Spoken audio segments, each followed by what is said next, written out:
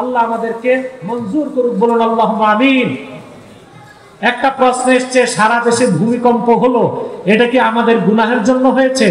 আল্লাহর পক্ষ থেকে এগুলো পরীক্ষা হিসেবে হয়, কখনো সতর্কতার জন্য হয়।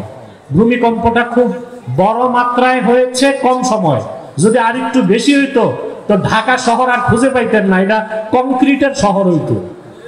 আল্লাহ আমাদেরকে রক্ষা করুক। আসুন আমি বিদায় নিচ্ছি। আমাদের সম্মানিত মুরব্বী বর্ষিয়ান আলেম আল্লামা শেখ তাজুল ইসলাম বড় হুজুর হাফিজাহুল্লাহ, তার এই প্রতিষ্ঠান, তার এই মেহনতকে আল্লাহ যেন কবুল করেন। বসেন বসেন বসেন, আমার তো মনে হয় মুনাজাত হলো করে আপনি। আচ্ছা আচ্ছা, আসুন দোয়া করে উঠি। অনেকে উঠে গেছে যে ওয়াজ হয়ে গেছে, বাড়ি যাই ভাত সাপ আউলিয়া কেরাম, মুনাজাত লাগবে না আর কি।